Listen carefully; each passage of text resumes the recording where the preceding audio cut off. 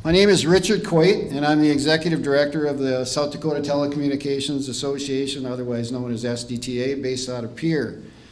Our organization provides regulatory and legislative advocacy, along with training opportunities for 18 rural telecommunications companies, providing voice, video, and broadband services to roughly 3/4 of South Dakota's landmass.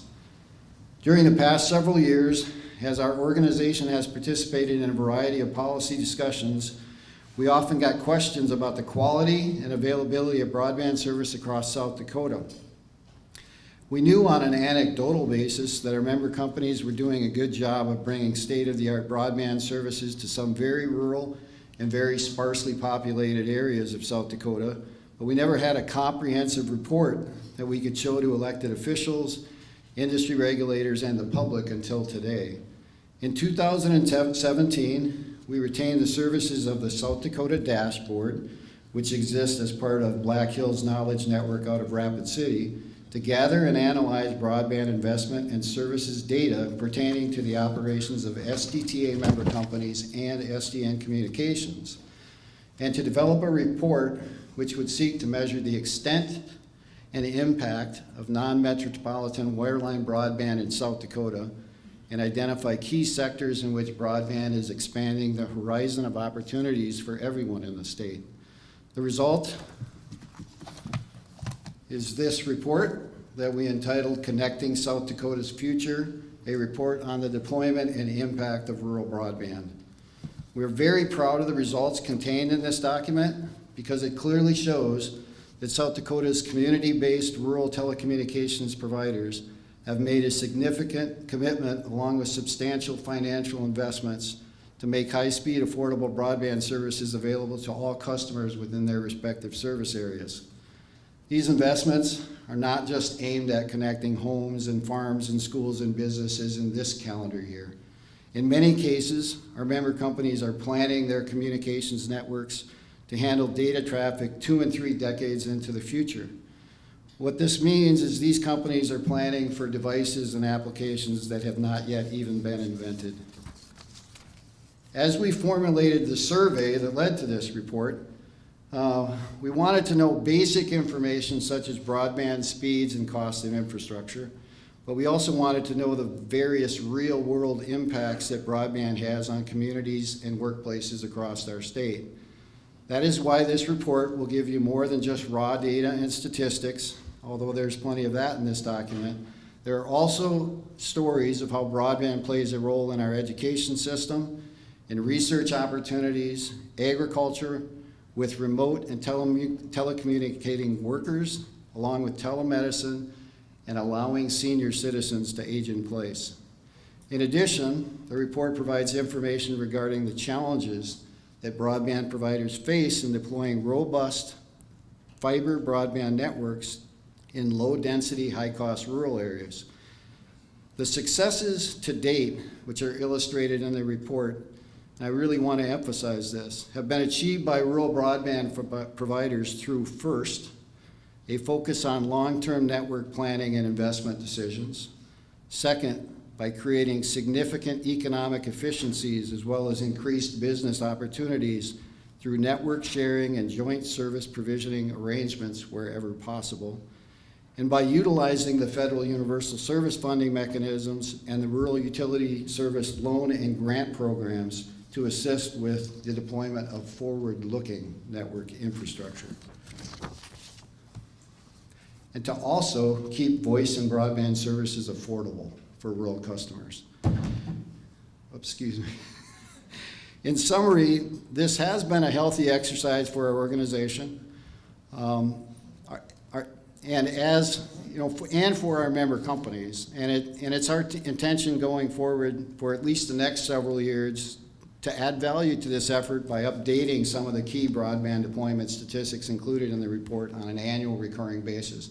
For example, one of the statistics in the report is the fact that as of the end of 2017, 65% of all of the lines that we deploy to either businesses or customers in our areas within South Dakota, over the 76% of the area of the state we serve, are fiber.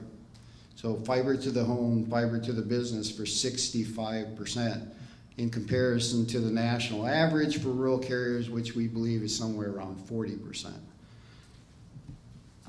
To go over a variety of the other specifics in the report, I would like to introduce Dr. Jared McEntaffer, who is the project director and regional economist for Black Hills Knowledge and the South Dakota Dashboard in Rapid City.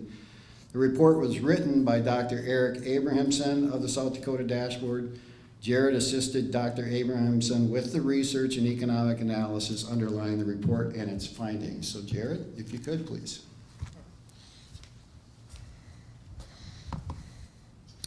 Well, thank you very much, Rich, for allowing us or giving us the opportunity to work with you on this report, and for inviting me to come out and join all of you. It's good to be back here in Brookings. I graduated from Brookings 2007, degrees in economics and German. So it's good to be back here. I don't think I've been back in about 10 years, and a lot has changed, quite a bit. I used to actually work for about 3 years at the Applebee's just across the way, so I don't know if I can still vouch for it, but 10 years ago at least, very good food. All right. So I want to start here just by sort of laying the baseline here. I think that's one thing that certainly the people in this room understand, and over yesterday and this morning, sort of talking with a few of you, I definitely do get a feeling that everyone in this audience understands that the future really is digital. That's the way things are moving. It doesn't matter if you're in New York City or in Kennebec, right? That there's a lot going on, and what we need to do is make sure that South Dakota, especially rural South Dakota, is positioned well.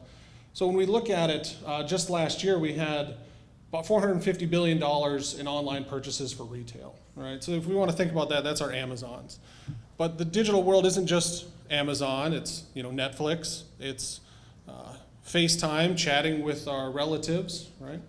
What we're looking at here, and what the people in this room have been doing, is making sure that South Dakota can join that, is well positioned to be involved with that. And also education is a big deal. So we have a statistic here that roughly 30% of all higher education students take at least one online class at some point in time in their education, whether it's a tech school or it's a four-year university. Our students and our non-traditional students, adult students, are also taking online courses. And the ability to have access to high-speed broadband is what enables that. Without the investments that member companies of SDTA and others have made in South Dakota, these types of opportunities wouldn't be available. And so this is a major, major development. And what we see is that there are some challenges in South Dakota. So as Rich sort of alluded to, the SDTA members cover roughly 60,000 square miles. 3/4 of this state is served by SDTA members, and a lot of that is very rural, especially in western South Dakota. Very low population densities. If any of you have actually sort of driven to western South Dakota, and I'm sure some of you have, you'll see more cows than houses through large, large stretches of the state. And so being able to access universal service funds, being able to access the tremendous talent and investment that the companies here are willing to make, really sort of drives forward our ability to join that modern digital economy. And I believe Rich mentioned this as well. So what we found in surveying SDTA member companies is, 2/3 of those companies have all of their customers, or 2/3, of the customers have fiber to the premises. So fiber network bringing them access to that digital world. And that's way ahead of the nation. So what we find is that South Dakota is ahead of the curve. Sometimes we think that life here is remote or maybe behind the times, but when it comes to fiber deployment, the work that's being done in this room stands out around the country. And I think there's a lot of states and people that could learn from what we've done here. Okay? And that was enabled, that fiber deployment, that access was enabled through the investments made by these companies. So we found $392 million invested in infrastructure, broadband infrastructure. So that's a direct economic impact, funds invested in deploying fiber, digging the trenches, purchasing that networking equipment, the switches, creating jobs. That's our direct economic impact. And again, most of that is in rural South Dakota. Another $88 million in indirect economic impact. So we want to look at that. That's the jobs that were created. That's the, I was just at Western Dakota Tech in Rapid City last week. They were looking at the economic impact of their education. And there was a story about a woman that had taken an online course in business and took that and then opened up a daycare in her rural town. So that's what we're talking about, these indirect economic impacts. That's the fact that we're able to, pursue that education, start businesses, selling goods and services, and all of that's sort of enabled by the investments here. So a total of $480 million economic impact, and that's between 2013 and 2017. A lot of investment, a lot of economic activity generated and enabled by the SDTA members. And then the last thing I want to talk about again is just this idea of what can we build on top of that. It's not enough to just say that we've invested $480 million in broadband, right? That's important, that's a big number, but what's important is what can happen over the next 10 years, 20 years, 30 years because we made those investments. So what we have is our SDTA members serve 400 schools, right? 94% of those schools are served by fiber. So now what we're doing is we're enabling innovative teaching techniques. Now we have it where these schools can have a video conference with scientists in the underground Sanford lab, learning about actual science in the field, STEM opportunities, right?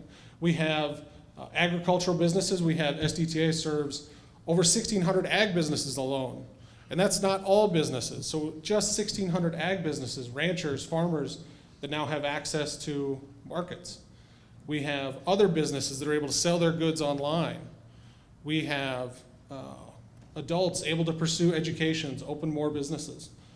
What we have is that the infrastructure has been put in place, and we are now enabling all sorts of different opportunities that who knows what we'll be able to take advantage of in the future.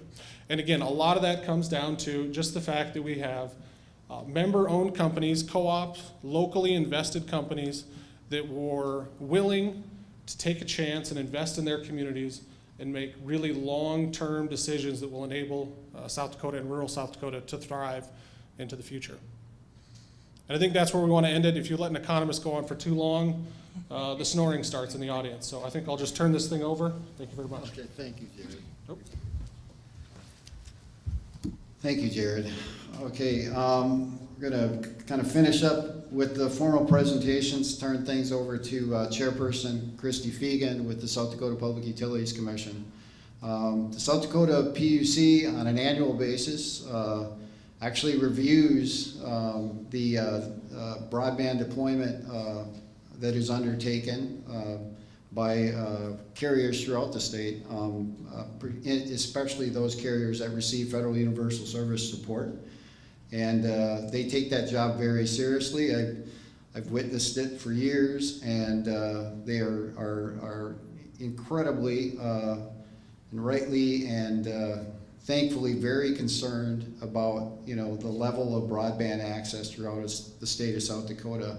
And I know Chair Fiegen is here today to share some comments regarding the importance of that service, high-speed broadband service to rural carriers. So with that, Kristie, please. Thank you. Dankeschön.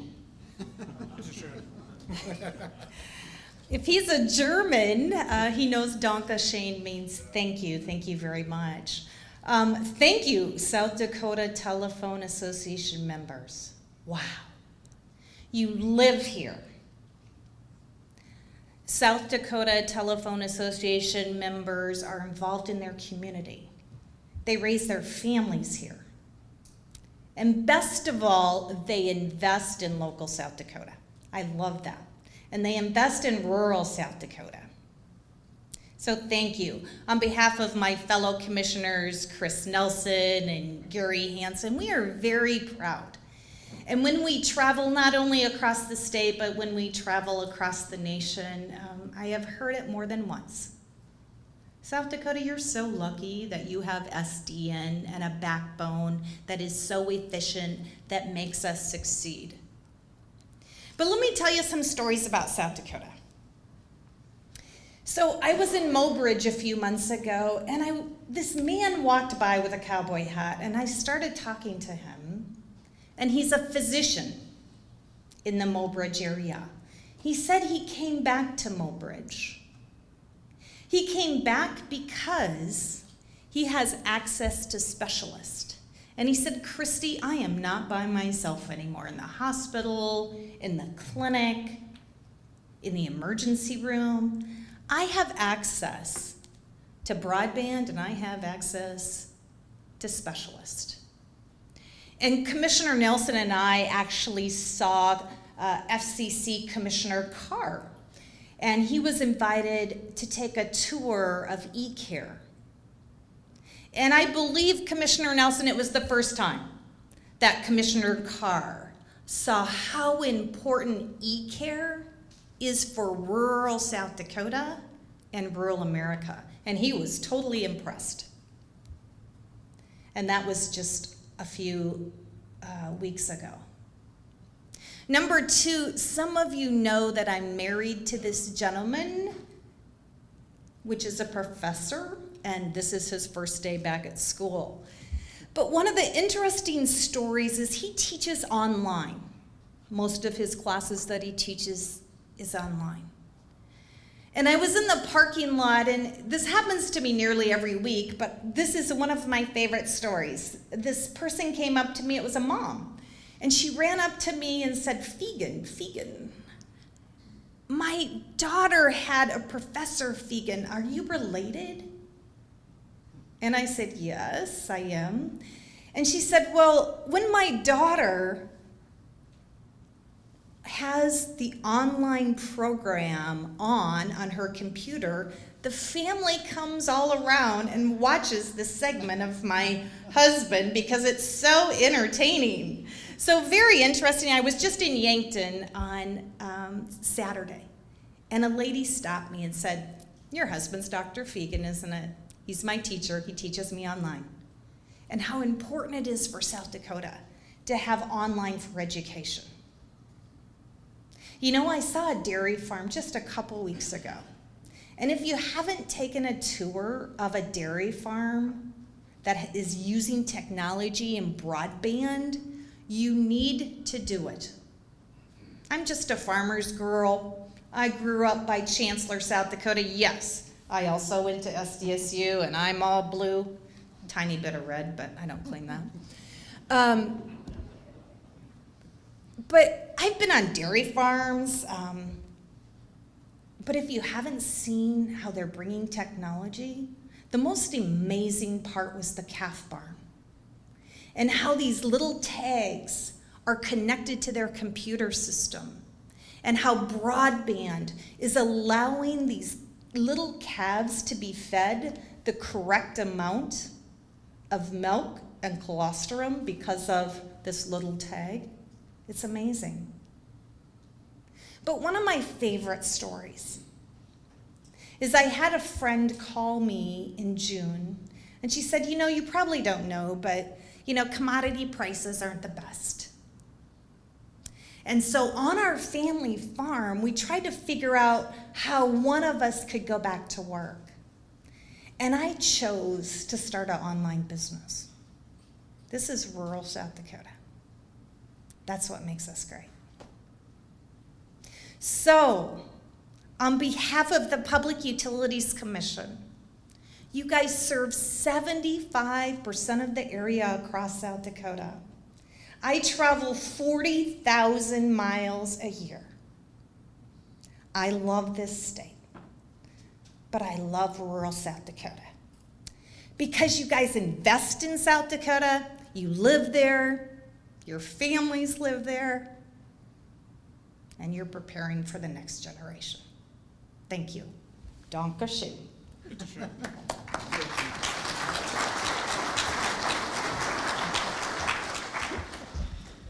Okay, thank you, Chair Fiegen. We're going to open it up for any questions that any of the media may have or anybody in the audience regarding the report. If you reviewed it and you have any questions regarding it, we are proud of the job that's illustrated by it. And I hope that report at the same time points out how important it is, what we do as an industry, and then finally that, it isn't easy. We've done a good job. We've had success to this point, but we have challenges. There's, obviously, economies of scale and scope are challenges with the distances that we have to serve number of customers. So with that, I turn it over if anybody's got any questions for any of us here.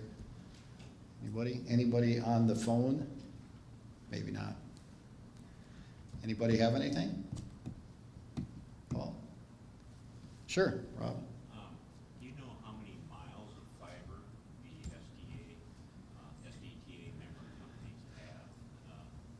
Yeah, actually, by the estimates that we have, and this is a statistic that we, tend to keep up with on an annual basis. We try to update it, and we tracked it for years. And I don't have just the SDTA member company number. I do have the number with SDTA and SDN, and it's approximately 45,000 miles of fiber.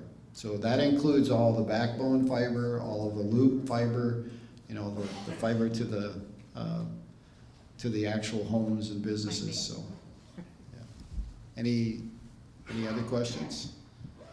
I think Mark Schlana has told me that would circle the earth, 2 times or something like that. Anything else? Not, I would just like to first thank you from the media that are with us here today. Let's give them a hand of applause. And I'd like to thank Vernon, Nikki, Amanda for helping us out, South Dakota Dashboard. I know Jared and Eric also helped with some of the media outreach. We've got a press release that is out today. It should be on the websites for South Dakota Dashboard, SDN, and for SDTA as well. So with that, we'll adjourn for now and be back here in a few minutes at 11, I guess. Thank you.